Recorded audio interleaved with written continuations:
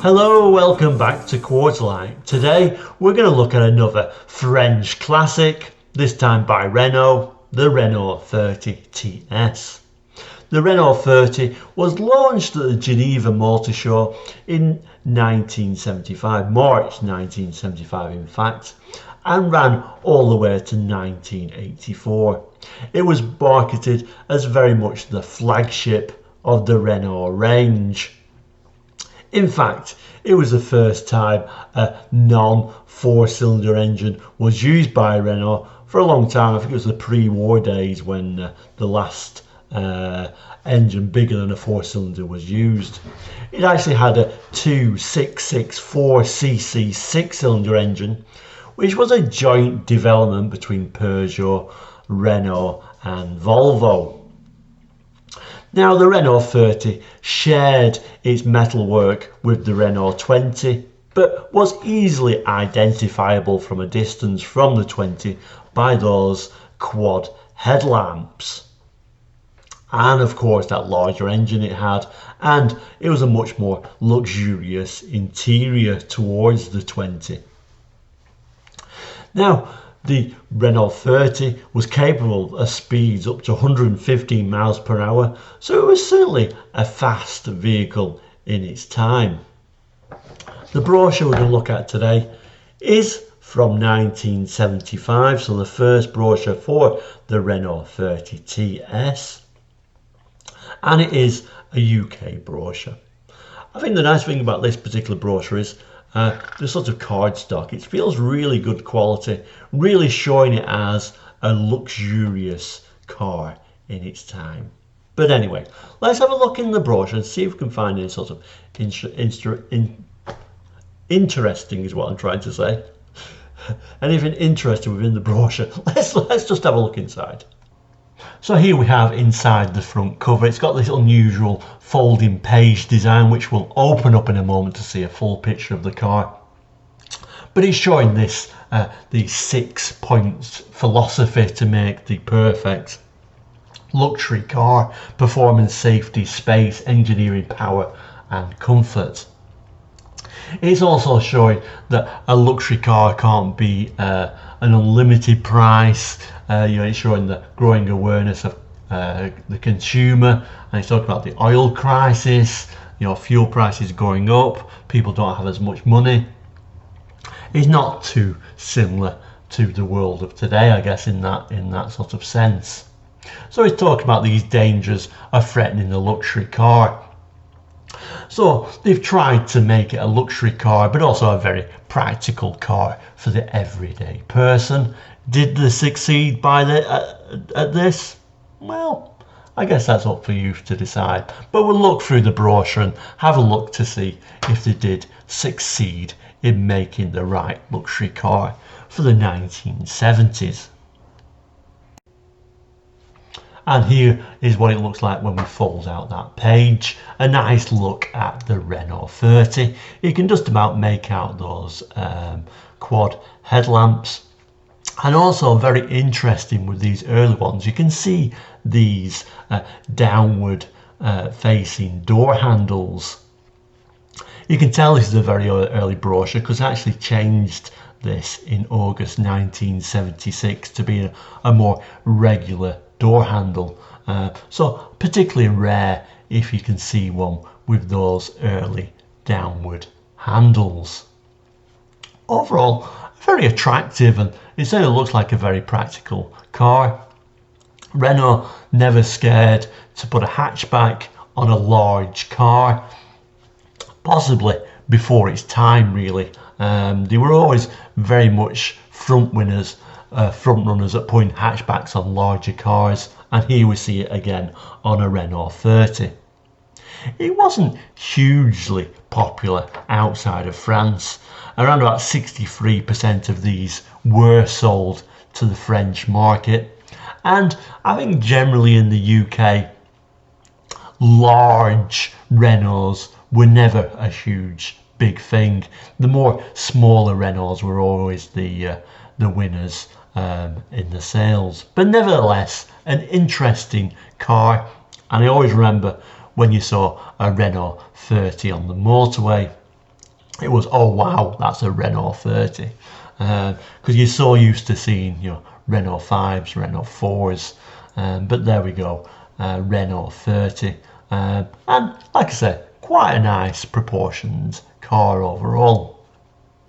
Here we are inside the next page, and it's talking about the performance and the engine. It talks very interestingly about the Renault 30 TS being the most advanced car yet, produced by Renault, taking that innovation from the 16 TS, TX and 17 Gordini. Of course, the Renault 16, we have done a video on that before. That was an extremely advanced hatchback, way ahead of its time. It also talks about that 2.7 litre giving the top speed of 115 miles per hour, it having power assisted steering and a choice of a manual 4-speed or an automatic 3-speed. It also talks about that joint development between Renault, Peugeot and Volvo to bring about this 2.7 litre engine in a 6-cylinder arranged in a 90-degree V formation. Indeed, it was a luxury car of its time, there's no doubt about that. It's just the difference with this was it was a luxury car of the time that was a hatchback, and also a luxury car at the time which wasn't a car made in Britain, which obviously affected sales in the UK. And there were other problems with the car as well, but we'll come to that later. And as you can see, they were really proud of this 2.7 6-cylinder engine, so much so they donated 2 pages just to show the engine and a little bit of a diagram you would never see in a later brochure. Like I say, this was the first time an engine bigger than a 4-cylinder was seen this side of the war, so it was a really big thing for Renault trying to move up to that luxury class, and they was really showing off this joint development engine. This page I kind of think is a little bit unusual, or you certainly get to see that lovely, I guess pretty much it looks basic by today's standard, yes, but certainly a nice looking interior and very comfortable seats, of course. An unusual page, I say, well, it's trying to talk about the new concept in space, although the picture really doesn't give a really great picture of space. It's trying to talk about these 6 different positions these seats can be put in. Trying to show off this hatchback is a really great idea, but showing this strange picture of the front seat. But nevertheless, certainly a very practical car for its time. Here at last in the centre pages, we do get a better look at the interior, to some degree at least anyway. These sort of twin armrests, one at the front, one at the back. It certainly looks like an extremely comfortable place to be. Finally, we get to see that all-important hatchback, making this an extremely practical car, and I think it's a very handsome rear. We also get to see the badging, how that's laid out, and that V6 badge, just showing what's lurking under the bonnet. Like I say, overall, I do like the Renault 30. It's a very much a practical luxury vehicle and was a very good used buy, and we'll come to that in a moment. And here we talk about a new kind of motoring security. No, we're not talking about alarms here, we're talking about safety really. I don't know why I just don't say that. But anyway, a very detailed little brochure, I guess because it's a brochure from when it just came out, really trying to show how advanced the vehicle is and also how safe the vehicle is. But again, this really wasn't the Renault 30's Achilles heel at the time. It was something else. And here we have a very nice picture of the interior.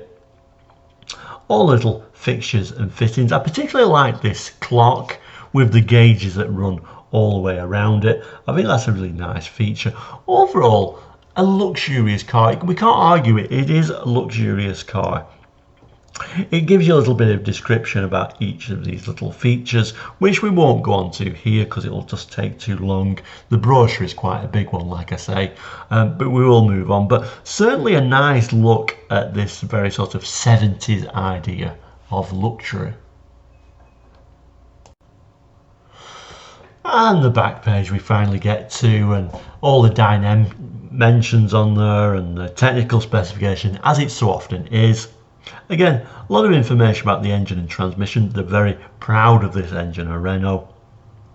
Very proud of the speed, 115 miles per hour.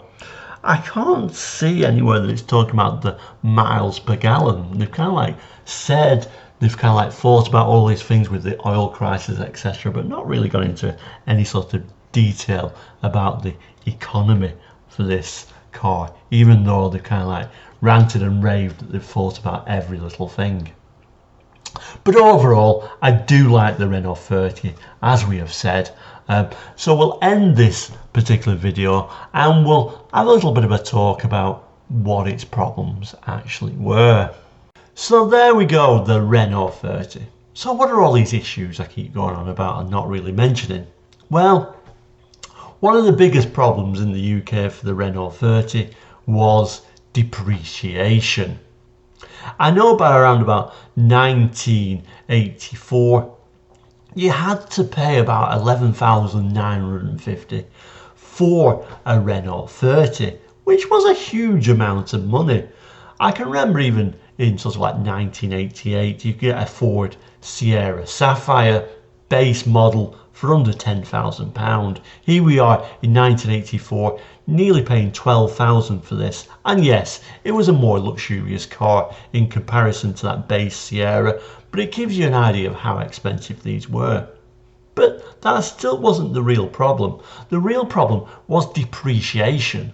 So if you paid all that money in 1984, by around about June 1986, it was worth around about £3,500. That's huge depreciation. So why is this fantastic car depreciating so much? Well, it had lots of issues. Certainly rust was one of them. We're often talking about 70s cars having huge rust problems. The Renault 30 was no exception to this. It was a real ruster. On top of that, there was lots and lots of niggling little mechanical faults that they really didn't sort out to the end of the life of the Renault 30. So again, these issues certainly led towards a high depreciation, and it led to it being not a great car to buy new, but you got a lot of money, a lot of car for the money I should say, if you did buy it second hand, and that's where its real value came in. As a second hand car, it was a great motorway cruiser, a real comfortable big car with a lot of practicality. So there we go, the Renault 30. Do you have any memories of the Renault 30? I'm sure lots of you out there do, so please do comment on that. But for now, we'll say please like and subscribe, and we'll see you very soon. So take care and goodbye.